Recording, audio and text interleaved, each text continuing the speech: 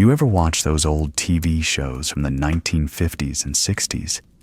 Leave It to Beaver, The Andy Griffith Show, My Three Sons, and wonder if any of it was really true. I mean, those kids just wandered around town, unsupervised.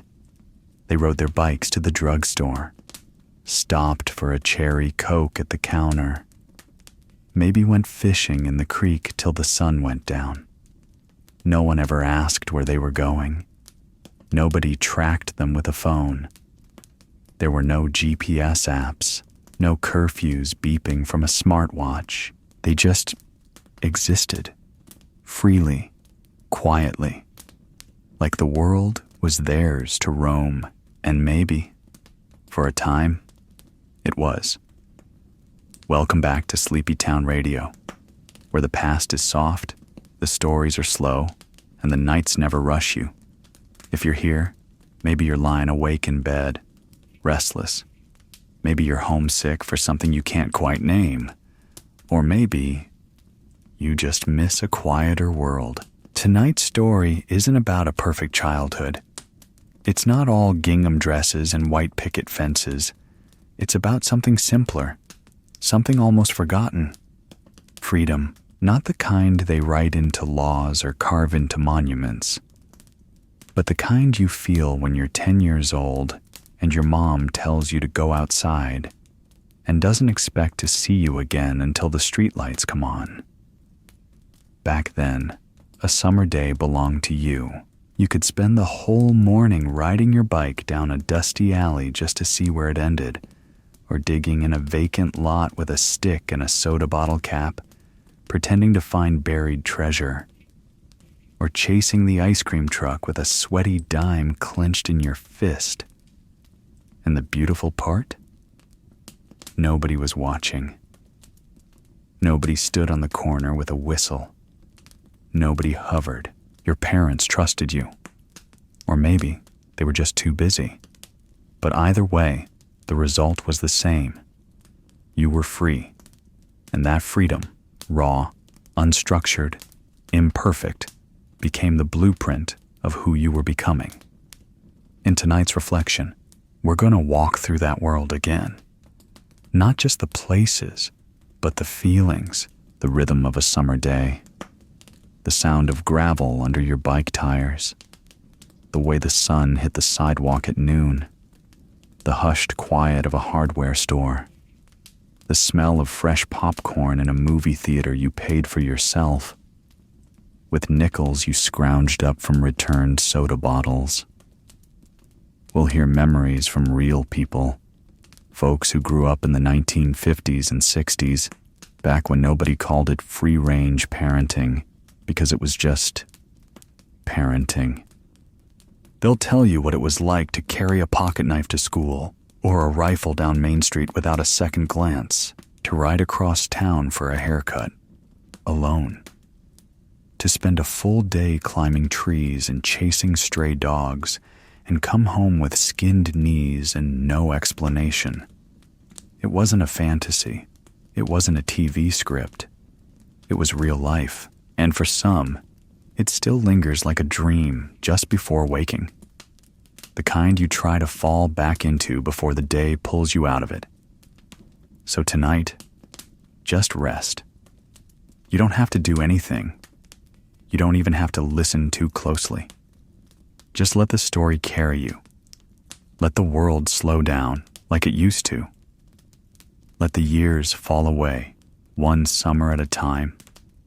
Let the quiet come back in, because sometimes the best way to fall asleep is to remember who you were before the world got loud. This is Sleepy Town Radio. Let's begin. The sun hadn't been up long, maybe an hour, but by the time I'd finished my cornflakes and rinsed out the bowl, the day had already begun. It was the kind of summer morning that smelled like warm pavement and cut grass. And if you listened closely through the hum of cicadas and distant barking dogs, you could hear a screen door slap shut 2 houses down. Another kid had just been let loose for the day. That was the rhythm of summer in 1964. You didn't check your schedule because there wasn't one. You didn't pack a bag because you didn't need anything.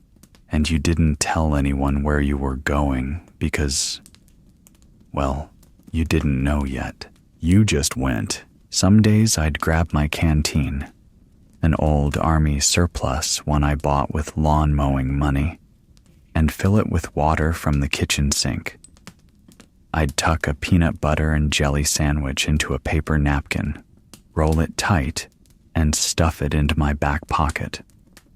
That was lunch. That was all I needed. I'd hop on my bike, rusty blue Schwinn with one bent pedal, and roll out of the driveway without a word. No one stopped me. Not my mom, who was probably already hanging laundry out back. Not my dad, who was at work or maybe fiddling with something in the garage. They trusted me. Or maybe, more honestly, they had other things to worry about. But even as a kid, I knew there was something sacred about that first hour out the door. The way the neighborhood still felt half asleep.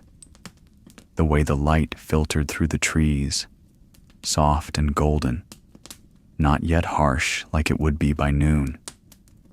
The roads were empty, quiet except for the buzz of a lawnmower or the metallic clink of someone dragging their garbage can back up the drive. And I had the whole world to myself. Sometimes I rode downtown, past the feed store and the post office, waving at Mr. Dixon, who always stood on the corner with his morning coffee. Other days, I'd take the back trails behind the baseball field into the woods that ran along the river. There was a clearing there, with a half-fallen tree we used as a bridge across the creek. It wasn't safe, not really, but it was ours. One time, I wandered farther than I meant to. Ended up on a farmer's land I didn't recognize. There was a big sinkhole out in the pasture, deep and round like the mouth of a cave. I remember climbing down into it, just to see what was there, just to prove I could. Looking back, I know it was dangerous. No one knew where I was, no phone, no map. If I hadn't made it out, my bones might still be there, but I did make it out. And I went home with dirt under my fingernails, a tear in the seat of my jeans, and the thrill of adventure still tingling in my chest. No one asked where I'd been. No one asked what I'd seen. That was part of the magic. There were no explanations required, no daily check-ins, no text messages, no GPS history. Your day belonged to you. You didn't plan, you discovered. Some mornings I'd end up by the old gas station just to see if my buddy Bob was around. We'd sit on the curb and split a pack of salted peanuts, or trade comic books we'd both read a dozen times. Sometimes we'd head over to the hardware store. Yes, kids used to walk into hardware stores alone, and I'd used my newspaper route money to buy a box of 22 long rifles. We weren't looking for trouble. We just wanted to go shoot cans out by the reservoir, like every other boy in town, and nobody said a word. Not the guy behind the counter. Not the people who saw two kids biking with a rifle slung across one of the handlebars. That was just the world we lived in. It wasn't reckless. It was normal. Even when I stayed in town, there were things to do.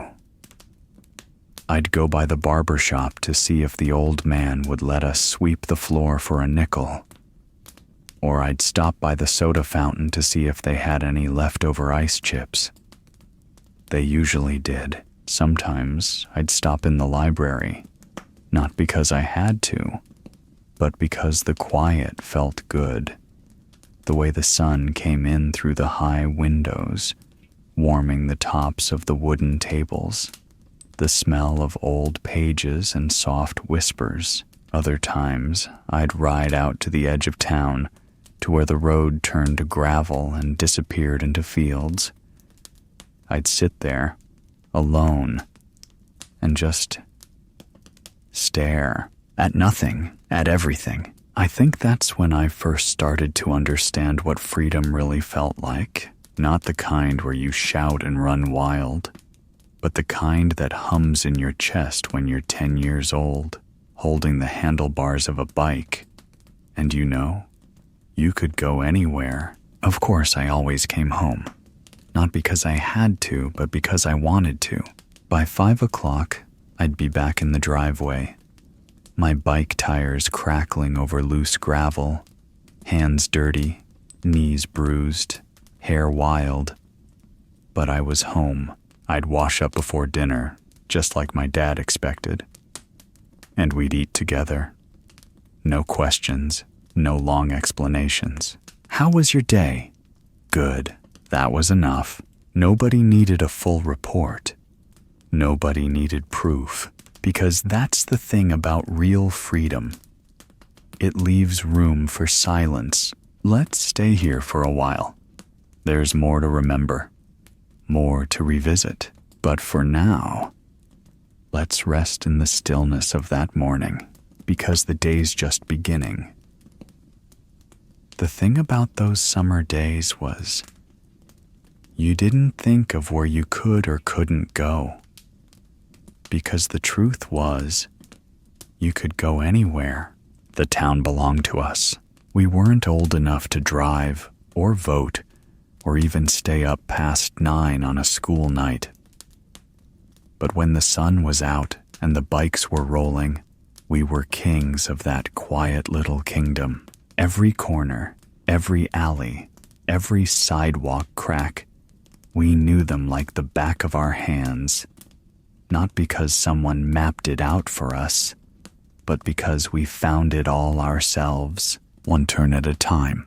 There was the candy shop on 4th Street. It wasn't fancy, just a low shelf filled with nickel candy, a dusty fan in the corner, and a bell above the door that jangled when you walked in. Mrs. Leary ran it. She always smelled like baby powder and peppermint. If she was in a good mood, she'd toss in an extra piece of taffy. A little farther down was the barber shop. No appointments, just old men flipping through sports pages, waiting their turn. There was always one of us kids stopping in, sometimes for a trim, sometimes just to sit and listen to the jokes we didn't quite understand. We weren't trespassers. We weren't intruders. We were part of the town. We could walk into the hardware store and ask for nails by the ounce. We could pedal through the firehouse lot and wave at the men playing cards at the folding table out front. We could sit on the curb outside the diner, catching whiffs of bacon grease and fresh coffee. No one told us to leave, because the town wasn't just for grown-ups back then. It was for everyone. We'd ride past the laundromat, where rows of machines hummed behind foggy glass. The women folding towels would sometimes wave to us. Some had kids of their own, out somewhere in the streets just like us. And when we weren't sure what to do next, we'd drift toward the corner lot. Vacant, overgrown, full of stories. Someone had half-built a fort out of scrap lumber. The rest of us had added to it, bit by bit. An old crate here, a rusty hinge there. It was crooked and unstable and perfect. That was where deals were made, comics traded, plans whispered, scabs compared. We didn't have phones. But somehow, everybody knew where to find everybody. If someone wasn't home, you checked the fort. If they weren't there, maybe the park, or the baseball field, or the storm drain tunnel behind the grocery store. We were migratory, free-floating like summer clouds, loose and unsupervised, but never lost. We knew our way, and more importantly, our parents trusted we did too. They didn't need to know where we were every second. They just needed to know we'd be home, and we always were, eventually. Sometimes we'd stop in the small grocery on Maple. One of us might buy a bottle of Coke or a pack of gum with coins found under couch cushions. Sometimes we returned glass soda bottles for a few nickels and used that to get sunflower seeds or baseball cards. The clerks didn't blink.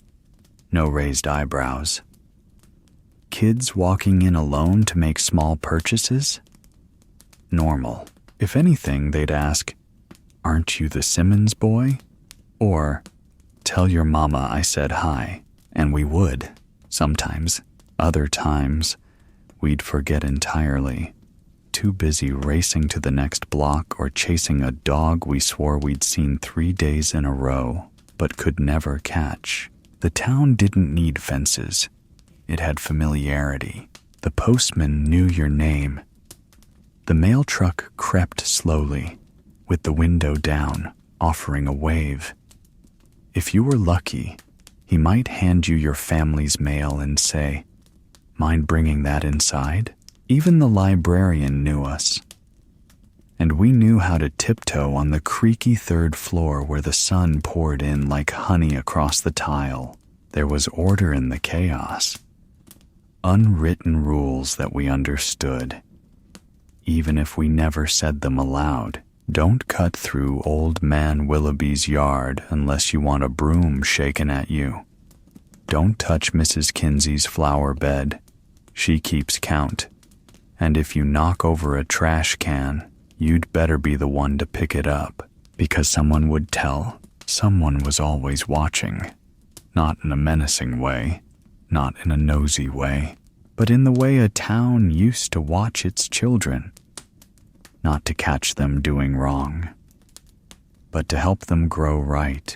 There was accountability in that, not fear exactly, but a sense of being known. You couldn't get away with much, not because your parents saw it, but because your neighbor would, and your neighbor would call your mother, and your mother would not be pleased. It wasn't about punishment, it was about reputation, not in a formal sense, but in a personal one. You didn't want to disappoint the people who believed in you. So mostly, you didn't. Not always, but mostly. We got into trouble, sure. But it was trouble wrapped in curiosity. The kind of trouble you tell stories about years later. The kind that leaves a scrape, but also a lesson. The streets were ours, yes, but they were shared. With older folks watering their lawns. With store clerks sweeping the sidewalk. With moms pushing strollers and dads patching tires. With dogs napping in the shade and cats perched in windowsills. We weren't alone, but we were free, and we didn't know then just how rare that was. Let's keep going, because there's more than just streets and stores. There were people behind the windows, and lessons behind the freedom. In the next part, we'll explore that invisible network. The ones who watched without hovering, who protected without confining, the grown-ups who made this freedom possible. Let's right into that next chapter, softly. For all the freedom we had, and we had a lot, there was still a quiet web woven beneath it all, an invisible safety net made not of rules or fences, but of people. They didn't wear uniforms. They didn't carry whistles or clipboards. They were just there, watching. Not in a way that felt controlling, but in a way that felt known. We didn't call it a neighborhood watch. Back then, we just called it the neighborhood. If you pushed your luck too far, say racing your bike down the wrong side of the street or chucking a rock a little too close to Mr. Dugan's window, you could bet someone saw. And more than likely, They'd already called your mom before you got home. There was this old lady who lived near the corner of Sycamore and Vine. We never knew her name, just called her the Hawk. She sat in her front room all day, curtains open, eyes narrowed like she was tracking enemy movement. One time I ran a stop sign on my way back from the pool. Thought I got away with it. By the time I got home, my mom was waiting at the door, arms crossed, one eyebrow raised. "No bike for a week," she said. Turned out the Hawk had called her. Said I nearly gave her a heart attack. And you know what? I didn't argue. Because in those days, grown-ups backed each other up. If Mrs. Carson caught you climbing the fence behind the church, she didn't need to ask your name. She already knew it, and she already knew who your parents were. Probably your birthday too, and what grade you were in. In a way, it was comforting. You weren't anonymous. You weren't a stranger. You belonged. Even the postman had eyes on us. He wasn't just delivering mail. He was checking in on the houses, the porches, the kids in the yard. If someone's front gate stayed shut too long, he'd mention it at the diner. And someone would knock that afternoon, just to be sure everything was okay. The world felt smaller back then, but not in a limiting way. It was small, like a circle drawn in the sand, measurable, familiar, steady. And when you're a kid, that kind of consistency is everything. At the corner grocery, the clerk didn't need to ask for ID. She knew whose kid you were. She'd smile and say, "Tell your daddy we're out of those red apples he likes." At the barber shop, Mr. Wayne would hand you a comic book while you waited and ask how your grades were. If you lied, he'd know. He used to cut your older brother's hair too. It wasn't just about discipline, it was about recognition. Someone always knew you. Not in the abstract. They knew your face, your laugh, your limp when you scraped your knee the week before. Even the town drunk, Jimmy we called him, would look out for us. "Don't go in there," he once warned us, pointing at a construction site. "Too many nails. You'll tear up your sneakers." He wasn't wrong. It was like the whole town was raising you. Each adult holding a corner of the net. Not to catch you when you fell, but to remind you that someone saw you. You mattered. That kind of presence, it shapes you. It teaches you to weigh your choices not just by consequence, but by conscience. If you messed up, it wasn't, "Will I get caught?" It was, "Who might I disappoint?" You didn't want to embarrass your parents, or make your teacher sigh, or have old Mr. Ellis shake his head and mutter, "He knows better." So most of the time, we did better. Not because we were angels, but because the town expected it, and in return, it gave us room to grow. You could mess up and still be welcome, still be cared for, still be called by name. There's this one memory I hold close. I had just gotten a toolbox for Christmas, one of those little kid sets, with a wooden mallet and plastic screws. But it wasn't enough for what I wanted to build, so I started borrowing tools from my dad's workbench, quietly, carefully, always putting them back. Except one day I forgot, left a screwdriver out in the yard overnight. It rained. The next morning, I found it rusted and streaked.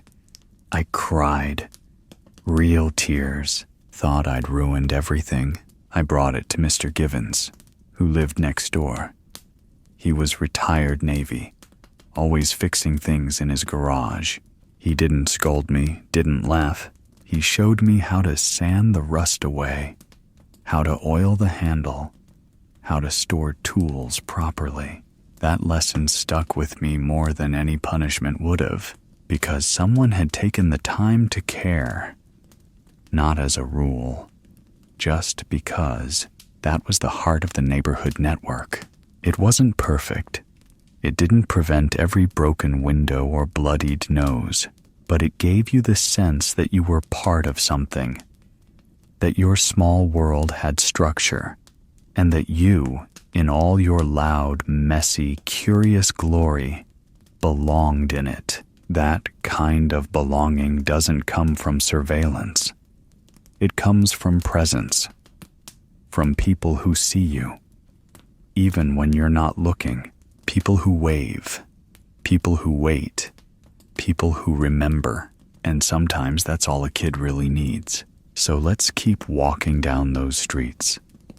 Because for every grown-up who watched from the porch, there were kids exploring the world on their own terms. And not all those adventures were safe. Some got us into trouble, some left scars, but all of them taught us something, and that's where we're headed next. Every town had its shadows, places that felt just a little outside the map, the edges of the familiar world, where fences stopped and curiosity took over. And for us, those were the places we wanted to be.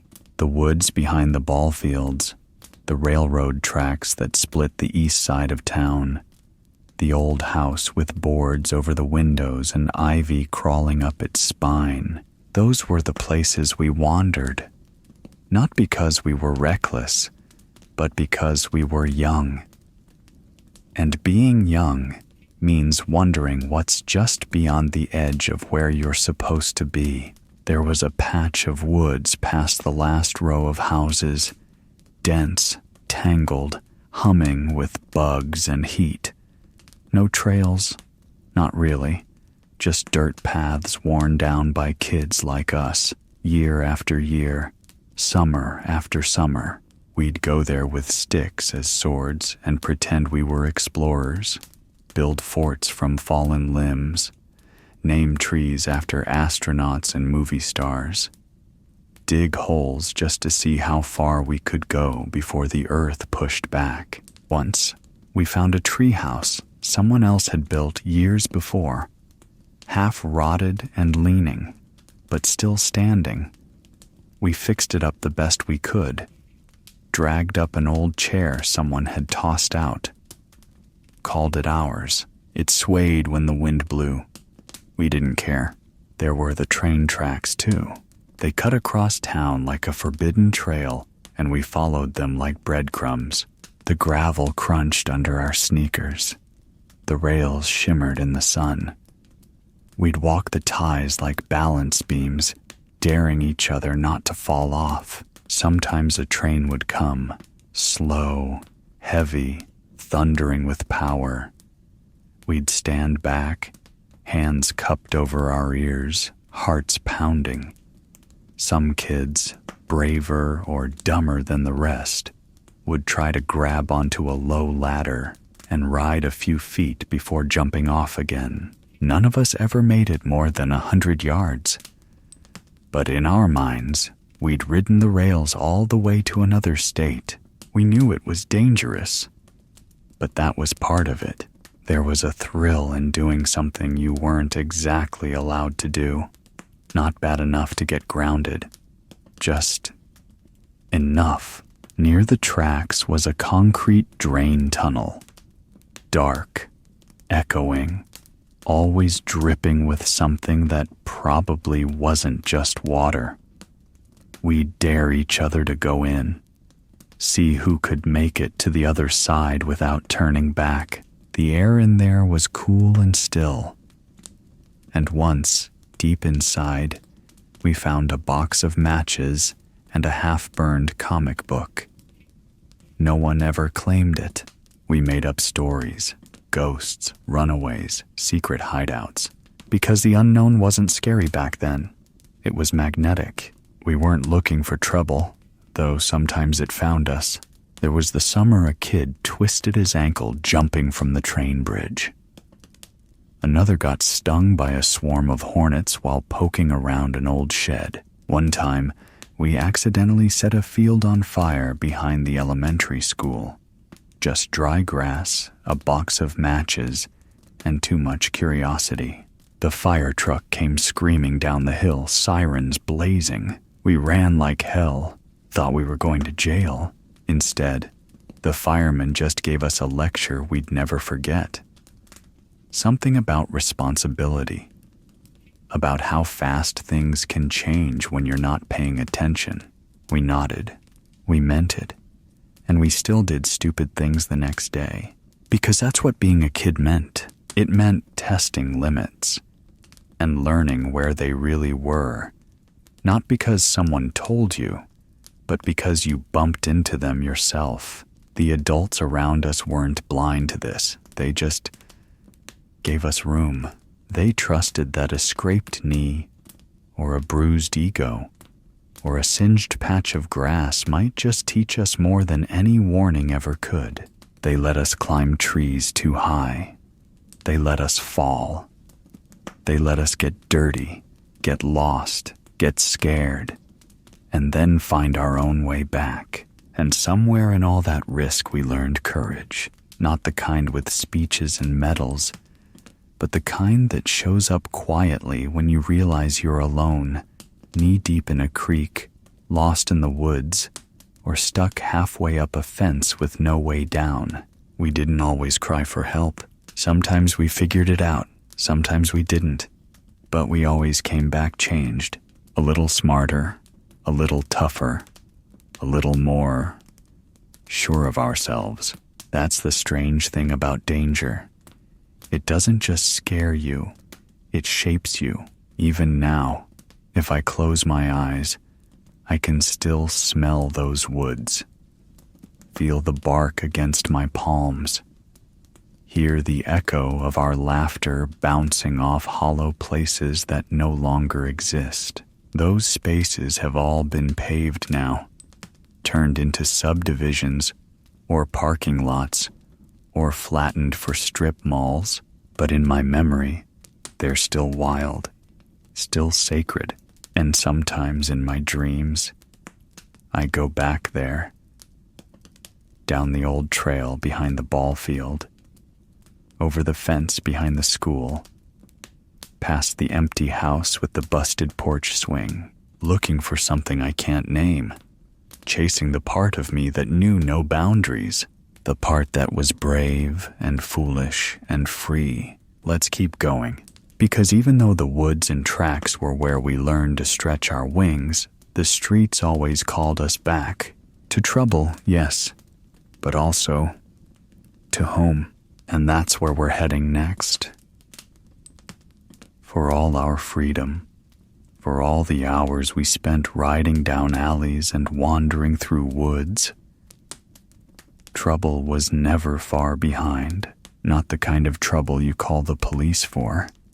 The kind that left bruises and apologies. The kind that taught you a lesson after the sting faded. You see, when you give a kid that much space, you're bound to get scraped knees, bruised egos, broken fences, sometimes even a broken arm or two. But the thing is, those moments weren't signs that the world was dangerous. They were proof we were living in it. I still remember the first time I really got into trouble. I had just turned 10. I was racing my bike downhill near the reservoir. No hands on the bars, wind in my face, feeling like I could fly, until I couldn't. The front tire hit a patch of gravel. The bike bucked, and I hit the pavement hard, elbows, knees, chin. There was blood, a lot of it. My canteen skidded 30 feet ahead of me. My sandwich, now squished and dusty, lay in the grass. I got up slowly, dizzy, scraped, crying, but upright. And when I got home, shirt torn, blood running down my arms, my mom didn't scream, didn't panic. She cleaned me up, put on the mercurochrome, wrapped the gauze, and said calmly, "Maybe next time keep one hand on the bars." That was it. No lecture, no drama, just a moment, a lesson. Another time, I was with my buddy Kenny, Poking around the old lumber yard near the edge of town, we found a stack of wooden pallets and started building a kind of fort. Didn't realize how unstable they were until one slipped and sent the whole thing tumbling down. Kenny got a black eye. I split my lip. We walked home sheepishly, told our parents half the truth. They probably knew the other half anyway, but we got patched up, and we went back the next day. Not to rebuild, just to look. Sometimes the consequences were more public, like the time I threw a rock and shattered the side mirror of a parked car. I wasn't trying to hit the car. I was aiming at the curb, showing off. Bad aim. Mrs. Hannigan saw the whole thing from her porch across the street. She didn't yell, just walked over slow and steady. She looked at me and said, "I think you should go home now, and I think you should tell your parents what just happened." And somehow, those words, gentle, quiet, were worse than any punishment I could have imagined, because it wasn't just about what I broke. It was about the disappointment. My dad made me walk back and apologize, face to face. I even used my allowance to help pay for the replacement. That mirror cost more than I had, but the lesson stuck. We learned quickly that freedom came with weight. And while the town gave us space to stretch, they also expected us to own our missteps. You couldn't hide, not for long, because someone would see. Someone always did. And the funny thing is, we didn't resent it. There was a strange comfort in knowing that someone noticed, that your actions had consequences, and not because you were being monitored, but because you mattered. When I was 12, a group of us tried to build a campfire in the vacant lot off Monroe Street. We'd seen it done in a scout book. We followed all the steps: kindling, structure, clear a circle. What we didn't count on was the wind. A gust came through and carried a spark to the tall, dry weeds nearby. Within seconds, we had a blaze. Panic set in. We ran in every direction. A neighbor called the fire department. They arrived within minutes, put it out fast. We watched from behind a fence, hearts pounding. A fireman spotted us, red-faced, sweaty, hiding behind an old shed. He didn't yell. He knelt down, told us what could have happened, what nearly did.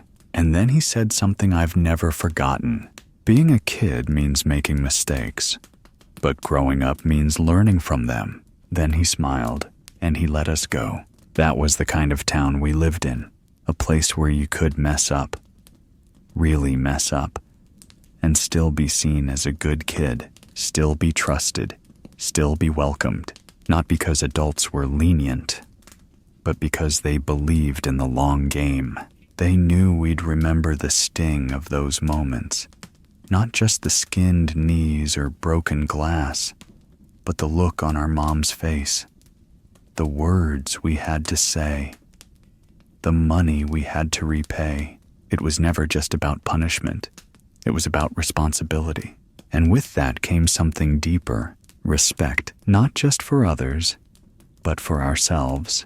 I started locking my bike, not because I was afraid it would be stolen, but because I understood its value. I stopped cutting across Mrs. Kinsey's yard, not because I feared being caught, but because I saw the care she put into her roses. I started saying sorry when I meant it, not because it was expected, but because it was right. Those lessons weren't written down. They weren't part of a school curriculum, but they stuck because they were earned through bruises, through apologies, through the quiet, hard work of making things right again. And that's the kind of childhood I wish more kids had today. Not one without mistakes, but one where mistakes were allowed, where they meant something, and where there was always a way back. We weren't saints, but we were learning, and every scab, every dented mailbox, every tearful apology brought us closer to understanding the world we were growing up in, not through lectures, but through living. And so we kept on, kept writing, kept exploring, kept getting into just enough trouble to grow, because after every scrape came the story, and after every story came the next chapter. Next, let's follow that story to the slow golden hours of a summer day. The kind where the sun starts dipping, the shadows stretch long, and the feeling of home calls you back from wherever you've been. Let's head there, to the next part of this sleepy, wonderful memory. By now, you might be wondering something. Where were the grown-ups? How could kids just disappear all day and no one seemed to mind? That's the thing. They weren't gone. They were just not hovering. They were in the kitchens, in the gardens, in the garages, tinkering with tools or sitting on porch swings, sipping iced tea. They were there, just not in your way, because back then, the art of parenting had a different rhythm. It was less about supervision and more about expectation. They expected you to leave. They expected you to be gone most of the day. They expected you'd figure things out, make mistakes, get into scrapes, and, just as importantly, find your way back. And you did. That was the beauty of it. You could disappear, really disappear, slip out the door after breakfast, and not be seen again until dinner. No check-ins, no GPS, no "where are you?" Texts buzzing in your pocket, just the open world, your 2 feet or your bike, and time. The kind of time that stretches wide, unstructured, and full of possibility. You'd roam the neighborhood, then beyond the neighborhood, down dirt paths behind the ball fields, into empty lots with tall grass and secrets, through alleys lined with trash cans and stray cats and wonder. You might end up at the train tracks, or the edge of the woods, or sitting on a curb miles from home, watching ants crawl in and out of a cracked piece of pavement, and nobody knew where you were. That sounds scary to some people now, but to us, it was freedom, and more than that, it was trust, unspoken but deeply felt. There was something sacred about being invisible for a little while, not because you were hiding, but because you were allowed to just be. No one asked what you were doing. No one demanded to know who you were with. No one tried to fill every moment of your day with something productive. You were left alone. And in that space, something extraordinary happened. You learned to be okay in your own company. You learned to listen to your thoughts, to follow your curiosity, to get bored, truly bored, and then discover what lived on the other side of it. You learned to improvise, with sticks, with rocks, with bottle caps, with string. You made games, forts, traps, inventions. Sometimes they worked. Mostly they didn't, but they were yours. I remember one long summer day. Must have been July.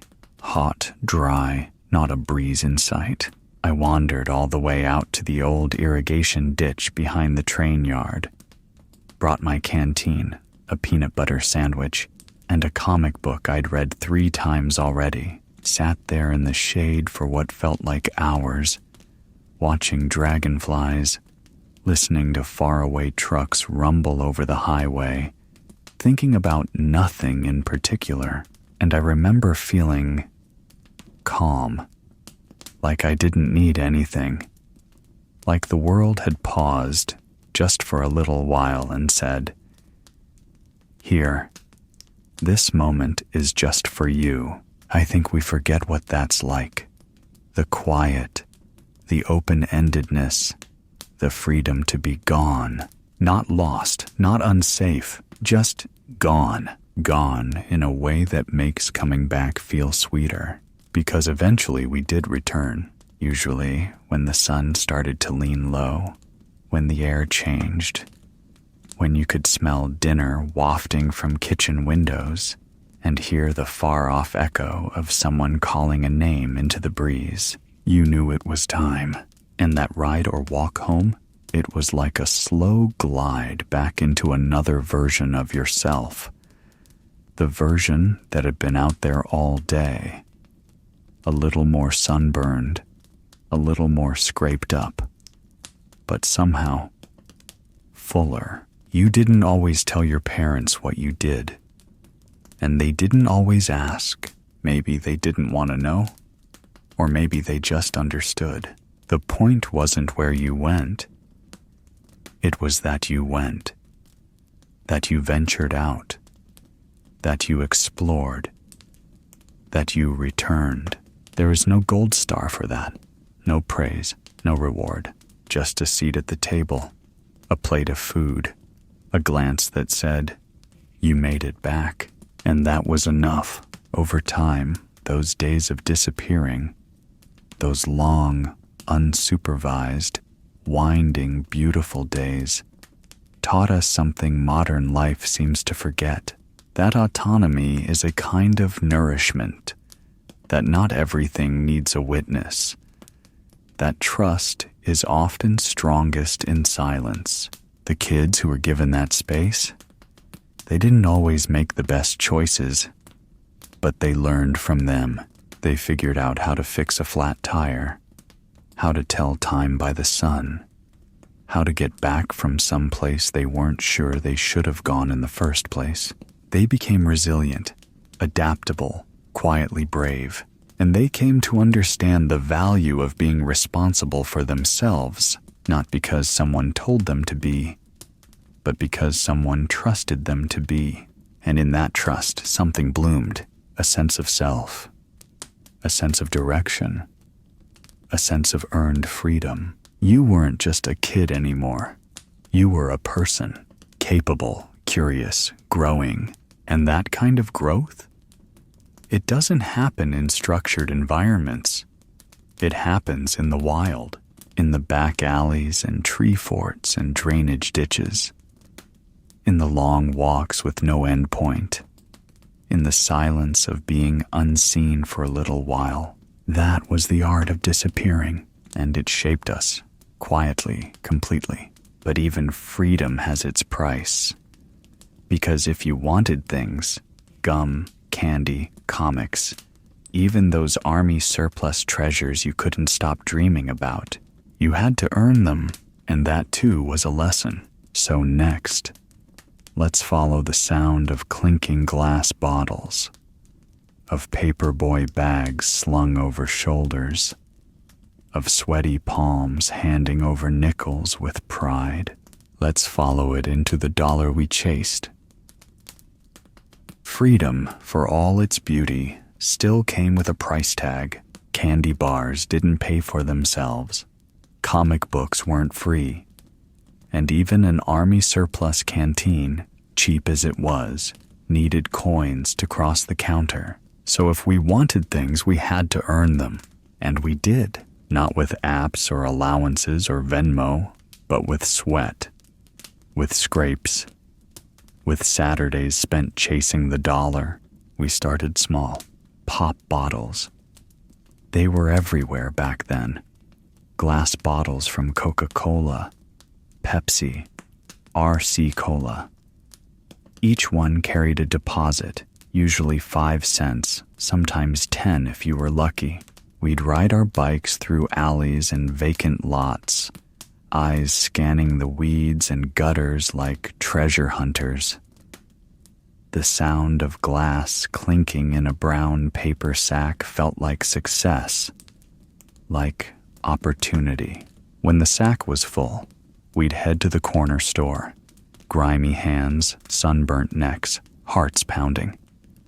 Those bottles became nickels. Those nickels became candy, or bubble gum, or, if you saved enough, a comic book wrapped in plastic, just waiting to be devoured under the shade of a tree. It was simple, but it mattered because it was ours. We weren't given money, we earned it. And with that came pride and choices. Some of us leveled up. We took on paper routes, waking up before the sun, stuffing newspapers into canvas bags heavy as bricks, riding through fog and barking dogs and icy sidewalks. We learned routes. We learned names. We learned that if you threw the paper too hard, it might land on the roof. And if you missed the porch, someone might call your parents. The pay wasn't much, but it came with something richer than cash. Responsibility. Every morning felt like a small contract with the world. You show up, you do your part, and the world somehow keeps spinning, even if it's just delivering news to sleeping neighbors before breakfast. Some of us got creative. We'd set up lemonade stands on hot days. Sometimes the lemonade was barely drinkable, made with too much powder and not enough sugar. But people still stopped. Maybe they were thirsty. Maybe they were generous. Or maybe they just remembered what it felt like to try. We'd rake leaves in the fall, shovel snow in the winter, wash cars with buckets and sponges and a whole lot of elbow grease. Sometimes you got paid, sometimes you didn't. But even the unpaid jobs taught you something. Effort had meaning. And in between those jobs were the little hustles, selling gum at school, trading baseball cards, hoping to land the one that might be worth something, running errands for old ladies who gave you a quarter and a smile. And we always had our eye on the next prize, a slingshot, a new flashlight, a Swiss Army knife, or the big one, your own transistor radio, the kind with a leather strap and shiny knobs, where you could listen to ball games or top 40 hits late at night under your blanket. Every dollar earned pulled that dream a little closer.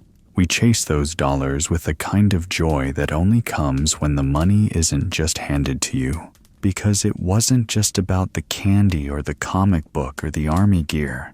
It was about proving to yourself, quietly, steadily, that you could get there, that your work had value, that your time meant something, that even as a kid, you had power. It wasn't always glamorous. Sometimes you'd spend hours collecting bottles and only come up with 45 cents.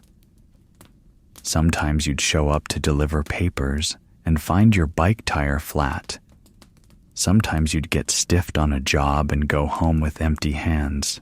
But even then, something inside you grew. A sense of resilience, of agency, of belief. And when you did have a dollar in your pocket, that dollar felt different, heavier, fuller, more real than anything you'd been given for free. You'd fold it neatly. You'd count it twice.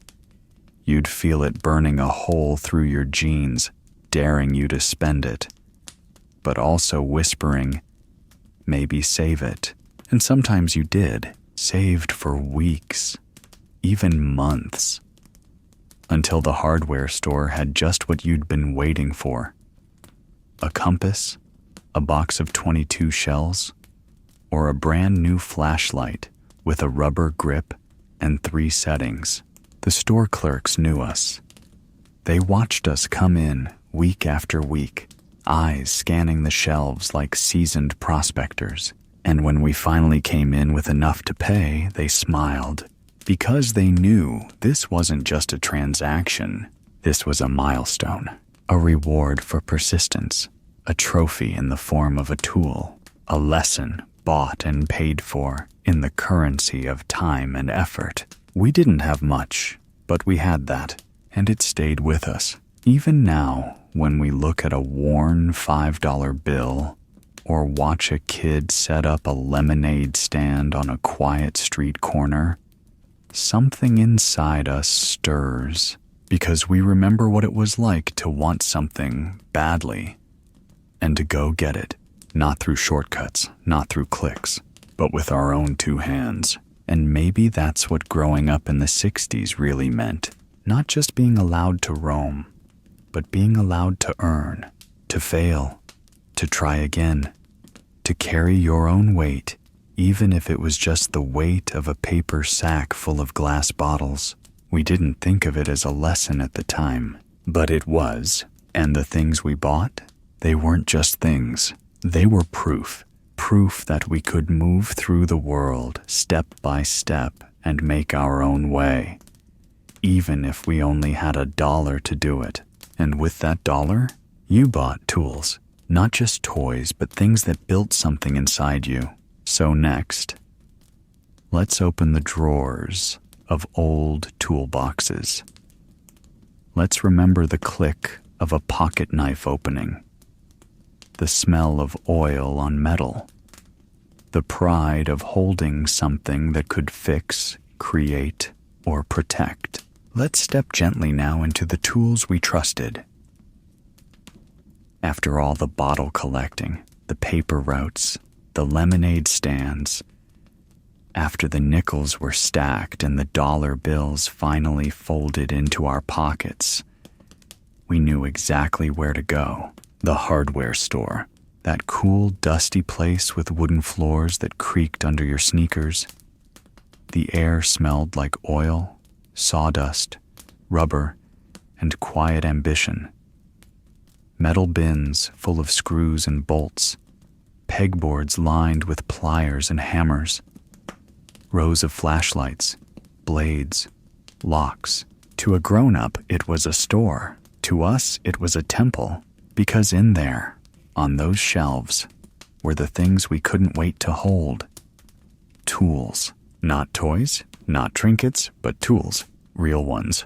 Made of steel and wood. Made for hands that meant business. There was something about holding a pocket knife for the first time. That click as the blade locked into place. That tiny thrill in your chest.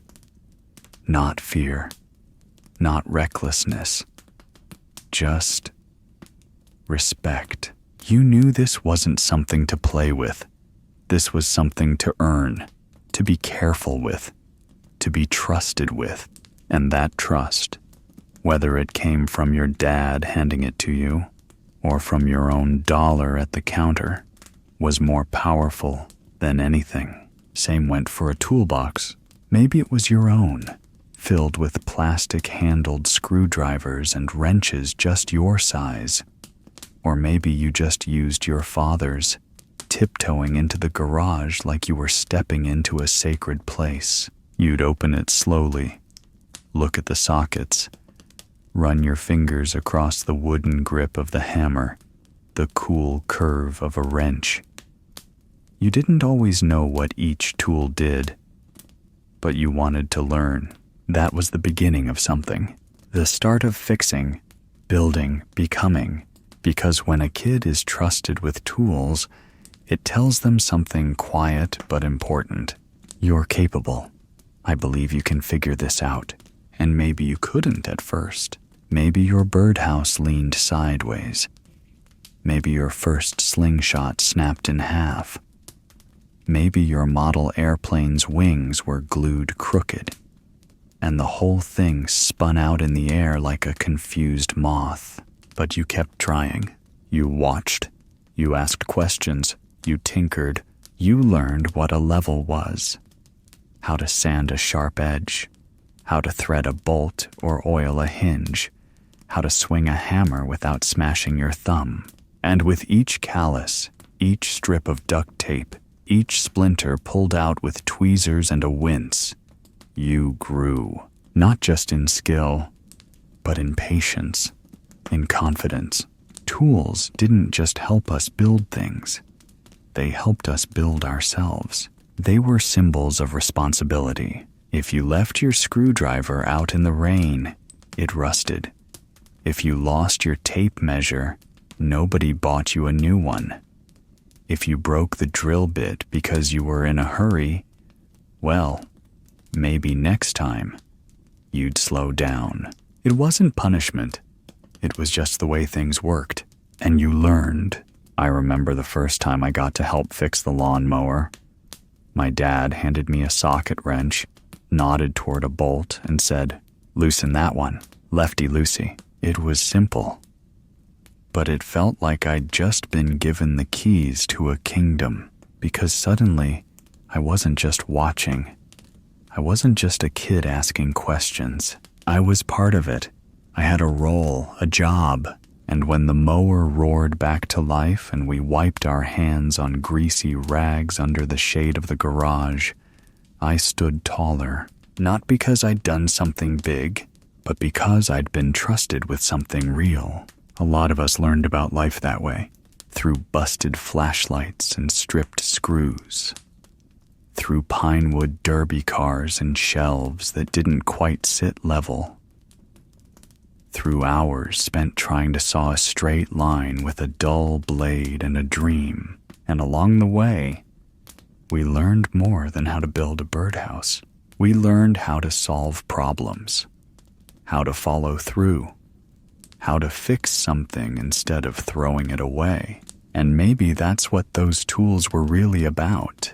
They weren't just hardware, they were lessons wrapped in wood and metal, passed down in garages and sheds and back porches. They were quiet invitations to grow up, to contribute, to feel useful. And we didn't take that lightly. We kept our knives clean. We put tools back where they belonged. We bragged, not about what we owned, but about what we made. And when we outgrew the tools, when our hands got bigger and our projects more ambitious, we didn't forget those early days, those first screws we tightened, those shaky cuts, those bolts turned with determination, and a tongue stuck out in concentration. They stayed with us. And even now, when we walk into a hardware store and see a kid gazing up at the pocket knives or toolkits, we smile because we remember. We remember what it meant to be trusted, to be handed something sharp or heavy or fragile, and be told, "I think you're ready." Those tools shaped more than the shelves we built. They shaped us. They taught us to be careful, to pay attention, to keep trying, and maybe, most importantly, they taught us to respect what we could do with our own two hands. But sometimes when your hands were tired and the sun was high and the world stretched quiet before you, you didn't need tools. You just needed a bicycle. So next, let's pedal into that slower rhythm. Let the wind take over. Let the daydreams drift in and carry us to places we hadn't yet imagined. Let's ride gently now into daydreams on the bicycle. There are few things in life more sacred to a child than their first bicycle, not because it was flashy. Most of ours weren't. They were often secondhand, handed down from an older cousin, or bought from a neighbor for $20 and a handshake. Some had chipped paint. Some had mismatched handlebars or rusty spokes. Some wobbled a bit when you took your hands off the grips. But it didn't matter, because a bicycle wasn't just a bike. It was freedom. It was the wind at your back, the hum of rubber on pavement, the rhythmic creak of a worn-out chain keeping time with your heartbeat. It was the first time you felt like the world belonged to you, or at least, like you could go and find the parts of it that did. We rode without maps, without watches, without plans.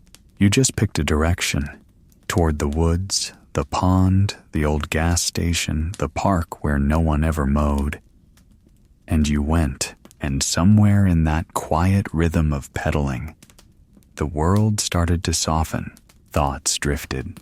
You'd begin to imagine things, little stories, adventures in your head, as the streets rolled by like movie scenes. You'd pretend your bike was a motorcycle, or a horse, or a spaceship. You were a cowboy, a race car driver, an explorer heading west. No matter where you lived, big city, suburb, or dusty town, your bike could take you somewhere else. Sometimes it took you nowhere special, just looping around the block, circling back past the same familiar trees and mailboxes. But those loops became rituals. They gave your mind room to wander, to think about the comic book you just read, or the movie you were saving up to see, or the way someone looked at you across the playground and smiled, and you didn't know what that meant yet. But it stayed with you all the same. You didn't always ride fast. Sometimes you coasted, feet off the pedals, arms stretched wide like you were balancing on the edge of the wind. Sometimes you rode in silence alongside a friend. No need for words, just the steady click of wheels and the sound of leaves brushing against telephone poles. And sometimes you rode to escape, not from anything big, just from noise, from boredom, from chores and younger siblings and the weight of growing up, which some days felt heavier than others. Your bike didn't ask questions. It didn't judge. It just carried you. It carried you across cracked sidewalks, gravel roads, back alleys and secret trails, down steep hills that made your stomach drop, and up long ones that made your legs ache and burn and push until you made it to the top and could look back at what you'd conquered. That view, it stayed with you, not because it was beautiful, though sometimes it was, but because you earned it, because you got there on your own. That sense of motion, that forward drift, was everything, even when you didn't know where you were going. Even when the sun was setting and the streetlights were starting to flicker on. Even when your mom's voice was calling from 2 blocks away, somehow cutting through every sound in the neighborhood. You kept riding until the last possible second, because being on that bike felt like possibility. And when you did return, dusty, sun-tanned, maybe with a scraped knee or a new story, you leaned your bike against the porch or tossed it in the grass, knowing tomorrow it would be waiting. The chain might squeak, the tire might be a little flat, but it would still be there, like a loyal dog, like a passport, waiting to take you back out into the world. We didn't need smartphones or playlists or GPS, just 2 wheels, a patch of sun, and enough curiosity to see what might be around the next corner. And in those rides, in that solitude or camaraderie or quiet thrill of gliding through your little corner of the world, you learned something. You learned how to be alone without being lonely, how to pass time without needing to fill it, how to notice things, like the way a shadow stretches across the road at sunset, or how the air smells different after the rain.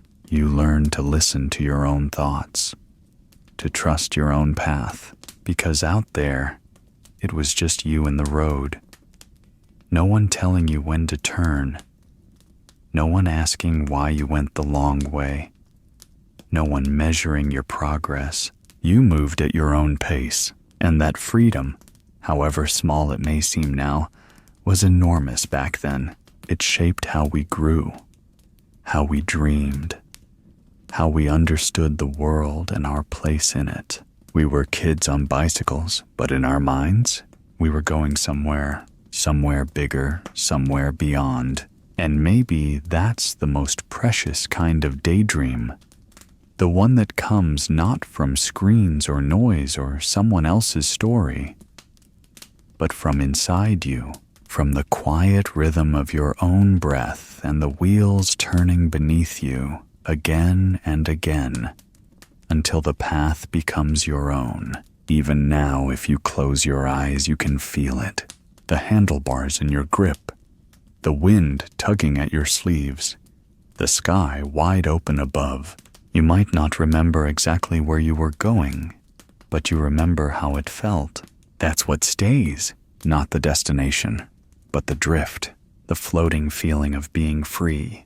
And maybe, just maybe, the reason we could ride so far, the reason we could wander like that, was because of something deeper, something unspoken, a quiet agreement between us and the world around us. So now let's shift into that space. Let's talk about what made all of that freedom possible in the first place. Let's talk about trust, unspoken, unconditional, unshakable. Let's ease gently now into our next chapter, the unspoken trust. Looking back, it's hard to put into words exactly why it all worked, why we could roam like that, why we could disappear for hours on end, chasing light through the trees, drifting down back roads, wandering into stores or meadows or junkyards with nothing but a peanut butter sandwich and a canteen of warm water in our backpacks. Why nobody stopped us, why nobody seemed to worry. But the truth is, it all came down to trust, not the kind you wrote down, not the kind that came with permission slips or phone calls or check-ins. No, it was quieter than that, simpler, more sacred. It was unspoken, a kind of invisible thread that ran through neighborhoods and families and streets like power lines underground. You didn't see it, but you felt it. It held everything together. We were trusted to leave and to come back. There were no GPS trackers, no cell phones, no check-in texts, just a glance at the clock, a note on the counter, or a quick, be home before dinner, and that was it. We were free because someone believed we could handle it, that we could make smart choices, that we'd remember the rules, that if we got into a bind, we'd figure it out, or that someone nearby, some neighbor, some friend's older brother, would step in. And often they did. There was a net beneath us, even if we didn't know it. A whole town keeping watch in its own quiet way. We weren't being hovered over, we weren't being micromanaged, but we weren't alone either. That's the thing. Trust wasn't just about what our parents gave us. It was about what the community gave us too. Mrs. Callahan on the corner, who sat on her porch like a sentry. Mr. Diaz, who owned the hardware store and noticed if you looked pale. The coach who'd drive you home if it got too dark. The lady at the grocery who slipped you an extra piece of candy when you brought back $1 of deposit bottles. They saw you. They remembered your name. They asked about your brother. They noticed when you were dragging your feet or riding your bike too fast or staring too long at the sky. You were part of a web, invisible but strong, and that trust, once given, carried a quiet weight. You didn't want to break it.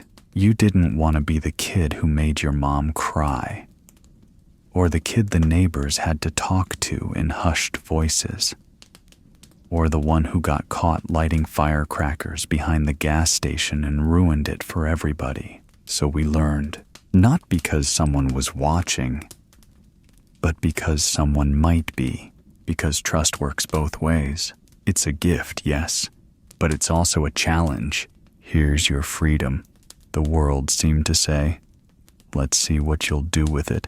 So we walked the line. We pushed boundaries. Of course we did.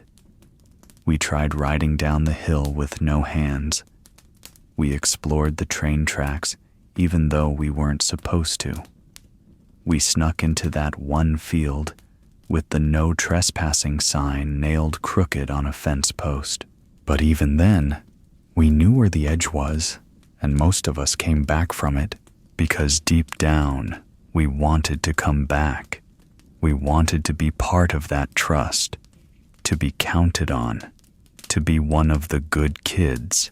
We wanted to hold on to that freedom as long as we could, because we knew, maybe not with words, but with instinct, that one day it might not be there anymore. One day we'd grow up, the world would shift, people would worry more, locks would get sturdier, fences would get taller, rules would get thicker. But back then, we lived in the golden glow of earned freedom, not just because we were lucky, but because we were part of a time when trust was woven into the rhythm of the day, when you could be gone all afternoon and come home with a story. And as long as you were safe and respectful and didn't scare your mother half to death, it was enough. And there's something beautiful about that, something we don't talk about enough. Because when people say things like, "It was a different time," what they really mean is, we trusted our kids, and our kids rose to it. We knew how to look out for one another. We knew which streetlights meant we had 5 minutes to get home.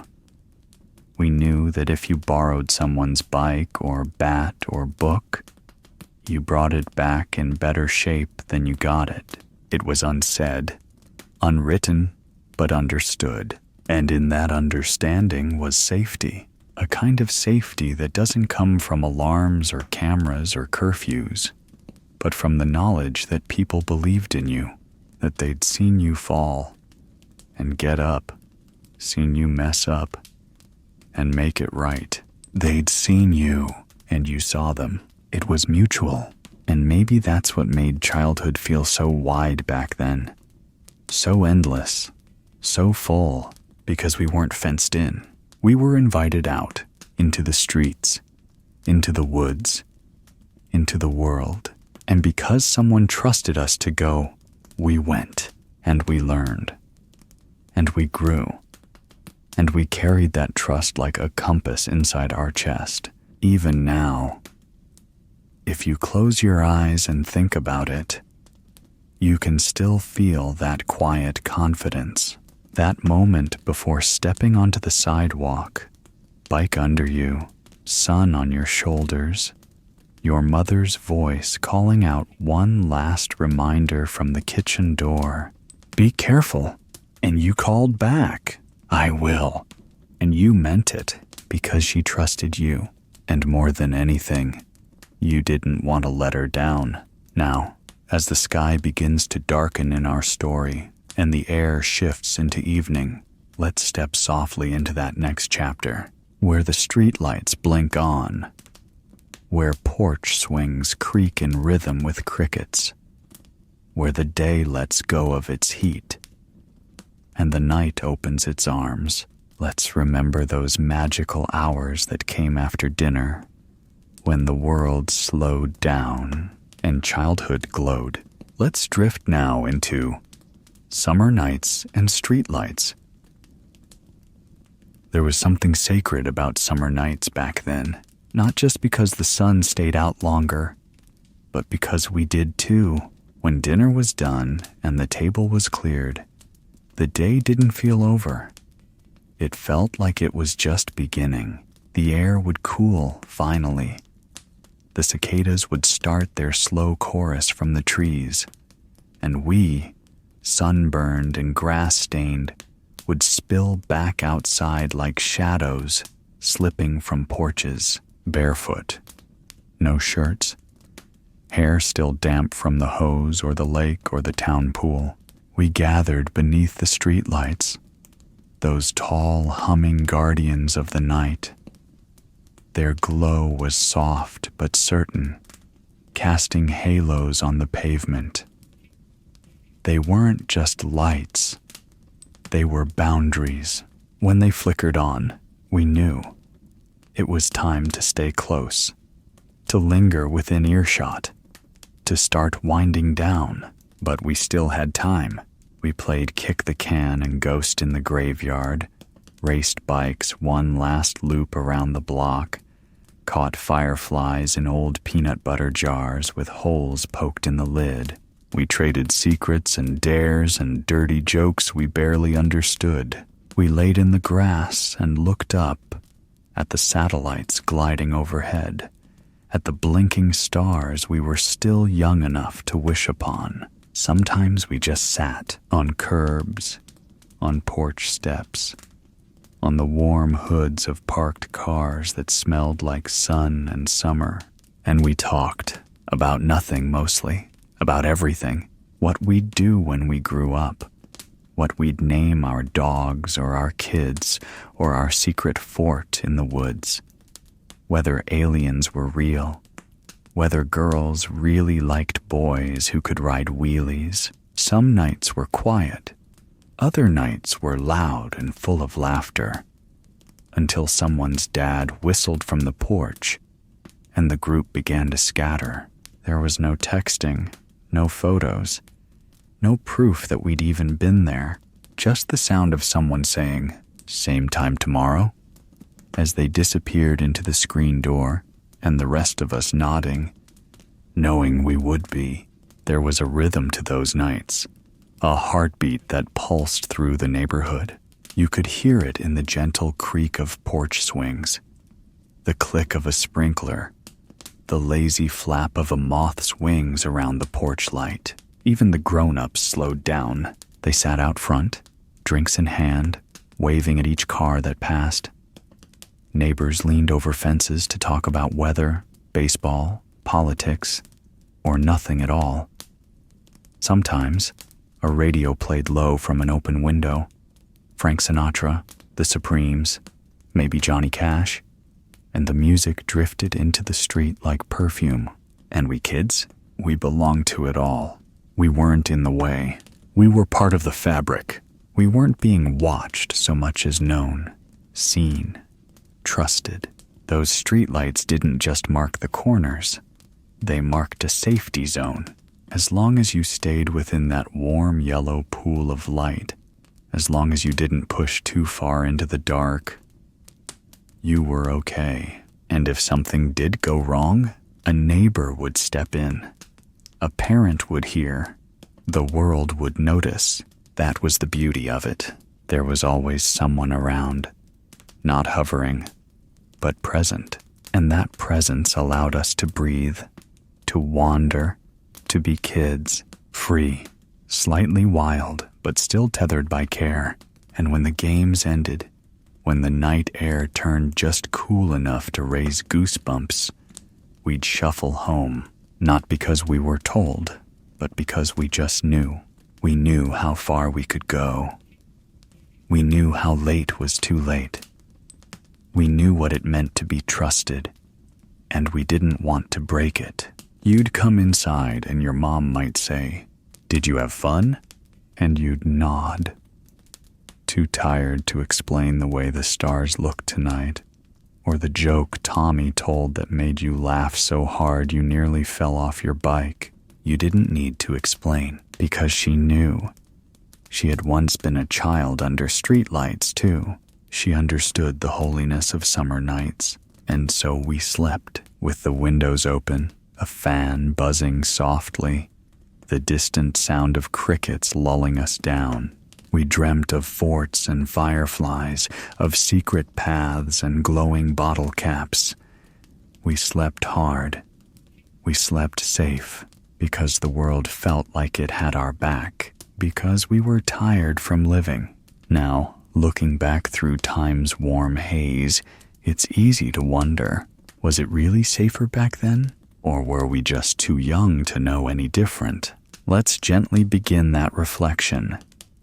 Let's move now into our next chapter. Was it really safer? We like to say it was safer back then.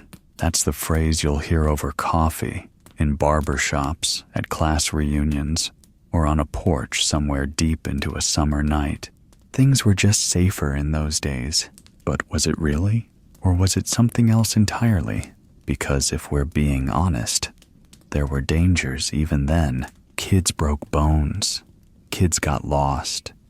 Kids got into fights and accidents and situations they probably shouldn't have walked away from. Strangers weren't all saints. Not every neighborhood was perfectly kind. There were shadows too. behind the Five and Dime near the old freight yard, at the edges of the woods where no one ever looked too closely. But here's what was different: the perception of danger and the way communities responded to it. We didn't talk about fear as much. We didn't lead with it. Parents didn't start the day by imagining worst-case scenarios. Kids weren't raised with "what if" echoing in their ears like a warning bell. The fear was quieter. Not gone, just folded into the rhythm of life. It wasn't broadcast constantly. It didn't live in headlines that refreshed every 30 seconds. It didn't travel by text or tweet or notification. It traveled by phone call, by neighbor, by rumor and instinct, and the kind of community that noticed things before they became emergencies. That was the net. Not that the world was safer, but that the watchfulness was closer, more human, less digital, more immediate. And maybe that made all the difference, because when you scraped your knee, the neighbor patched you up. When you were late, someone had already seen you heading home. When you looked lost, a grown-up asked if you were okay. Not because they were afraid you might be dangerous, but because they were afraid something might have happened to you. There was still evil in the world. Of course there was, but it wasn't the star of the show. It wasn't in our living rooms every night, and that gave room for freedom, for risk, for learning by doing, sometimes the hard way. So maybe the better question isn't, was it safer? But instead, was it more connected? Because safety is a complicated thing. There's physical safety, yes, but there's also emotional safety, social safety, the kind of safety that comes from belonging. And back then, most kids belonged somewhere, to a group, to a team, to a neighborhood, to a front porch, to a bicycle gang of dusty, scraped-up, peanut butter and jelly-fueled adventurers. And that kind of belonging gives you strength. It teaches you confidence. It gives you something to come home to, and something worth staying out of trouble for. It teaches you to trust your gut and to trust the world, at least a little bit. And yes, sometimes that trust was broken. Sometimes bad things did happen, but they didn't define the era. What defined it was the freedom, the forgiveness, the ability to mess up, get a talking to from the hardware store guy, and be better next time. We learned, not through lectures or lockdowns, but through living. We learned how to be careful, because we were given the chance not to be. We learned where the line was, because we crossed it sometimes. And when we came back, we were met not with panic, but with understanding. That's how you grow. That's how a kid becomes a person worth trusting. So no, maybe it wasn't safer. Maybe it was just different. Maybe it was less about protecting kids from every possible danger, and more about teaching them how to face it, how to recognize it, how to respond, how to get back up when they fall. That's not something you learn from being watched. That's something you learn from being trusted. And we were in that brief, beautiful stretch of time between war and wires before things got so loud, so anxious, so fast. We lived in a pocket of the world where kids could still vanish into a summer morning, reappear by supper, muddy, hungry, happy, and not a soul would have questioned it, not because they didn't care, but because they did. And because the whole town was in on it, let's take a breath here. Because in the next part of our story, we'll talk about that moment, that mysterious space in history where freedom and responsibility overlapped, where trust and independence danced together in the streetlights' glow. where everything felt safe, even if it wasn't always. Let's wander now into we were children of that gap. We didn't know it then, not in the summer haze, not with scuffed up sneakers or handlebars warm from the sun, but we were living in a kind of gap, a quiet, in-between place in American history. After one storm, before another. We were born after the war, but before the noise. After sacrifice, before suspicion. We weren't yet watched by satellites or scanned by cameras, but we were known by name at the corner store, at church, at the Little League field. We were the last kids to grow up unplugged, the last generation to fall asleep to the sound of fans humming and crickets singing, not glowing screens. We didn't carry tracking devices in our pockets. The only calls we got were from someone's mom shouting out the back door, "Time to come home." We were children of that gap between the world our parents had to fight for and the world that would soon change faster than any of us could hold on to. The televisions were still black and white. The phones were still wired to walls, and our imaginations filled in everything else. We could make a sword from a stick, a spaceship from a cardboard box, a kingdom from the woods behind someone's fence. There was power in our boredom. It made us resourceful. It made us present. We felt the hours pass. We heard the hum of the day shift into dusk. We lived in time, not outside of it. And the trust? It wasn't some formal agreement. It wasn't written in a rule book. It was felt. A glance from Dad that said, "I expect you to know better." A soft touch on the shoulder from Mom that meant, "I believe you can handle this." It was earned trust, but also freely given. We were allowed to stumble, allowed to wander, allowed to figure it out on our own. That's the gap we lived in, between control and chaos, between too much structure and too little care. It was just enough risk to feel brave, just enough rules to feel safe.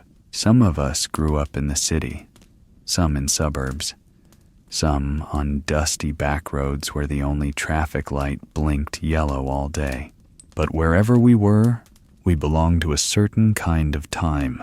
Before locks became standard on bike chains, before trick-or-treating came with flashlights and walkie-talkies, before every scrape and scare got uploaded, analyzed, broadcast, we weren't being watched by the world. We were being raised by it, by old ladies who remembered your birthday, by gruff men at the hardware store who taught you how to use a wrench, by bus drivers who kept a stash of suckers for the quiet kids, by crossing guards who waved every single morning, rain or shine. These people knew you. They weren't perfect, but they were there. They made the world feel held together, not by systems, but by people. We were children of that gap, and we didn't even know the gap was closing. That one day, kids wouldn't be allowed to ride in the back of pickups. That lemonade stands would need permits. That playgrounds would have rubber floors and age-appropriate zones. That no one would let a 10-year-old carry a toolbox or buy a .22 at the hardware store. That freedom would shrink, not all at once, but slowly, with each headline, each warning, each just to be safe. It didn't happen because people stopped loving their kids. It happened because they loved them so much. They forgot what it meant to let go. And now, we're the ones on the porch, watching, noticing the quiet, remembering the feeling of riding a bike with no hands, or balancing on the rail by the tracks just to see how far you could go.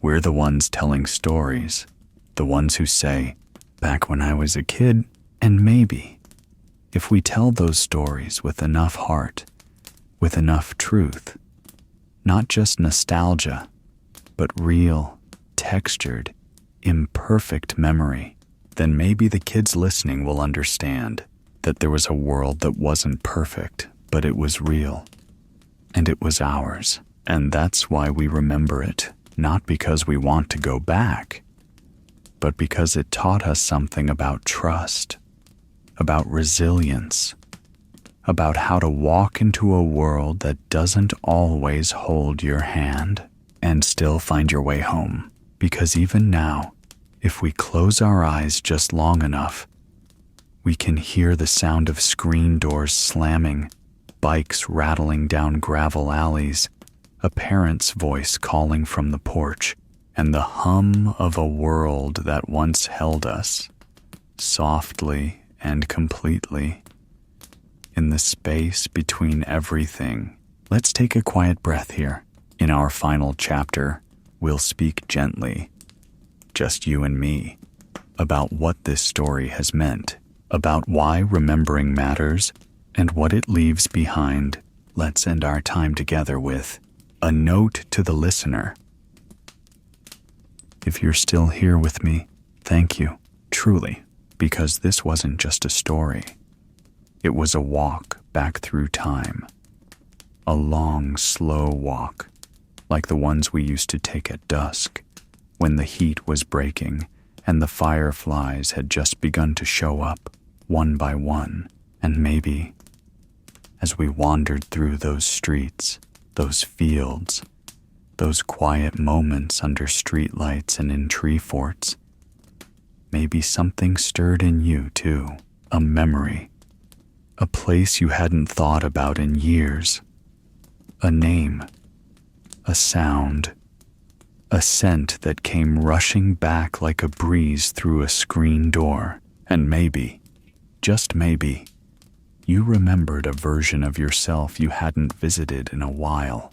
That's what stories do. They don't just tell us who we were. They remind us that we still are, that child, with skinned knees and a world of wonder in their heart. They're still in there somewhere, waiting quietly, watching the stars through your grown-up eyes. And sometimes, they just need to hear that it's okay to rest, that it's okay to feel a little lost, a little tender, a little full of longing for a world that moved a little slower. That's why this story found you tonight, not to make you sad, not to make you wish you could go back, but to gently remind you, you've come a long way. And the best parts of that childhood, the trust, the curiosity, the wonder, the simple joy of being free. You didn't lose those. They're still yours. You carry them every day. In the way you treat people, in the way you look up when a train passes, in the way your voice softens when you talk about back then. That is the gift of remembering. And if tonight you find yourself lying there, somewhere between awake and asleep, and the world still feels a little too loud, a little too fast, I hope this story gave you something quieter to hold on to, a moment of stillness, a patch of soft light, a hand reaching back from the past to say, hey, you made it, because you did. You carried the best of that time with you, through all the noise, all the growing up, all the letting go, and you still know how to dream, still know how to chase light through trees, how to ride a bike with your heart open, how to be amazed by small things. That's the magic, that's the miracle. So tonight, let yourself rest. Let the story settle in your chest like a warm blanket. Let the hum of memory wrap around your thoughts, and if you drift off before the end, that's okay. That just means it worked. That just means you felt safe enough to let go of the day and fall into something softer. Thank you for being here with me. Whether this was your first visit to Sleepy Town Radio, or you've been riding with us for a while now, You're part of this story too.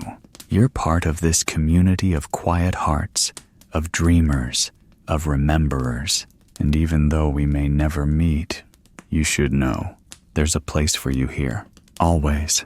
Until next time, may your memories be gentle, may your nights be calm, and may you always find your way back to that quiet street, just after dark, where the porch lights glow like stars, and the whole world waits for nothing more than the sound of you coming home.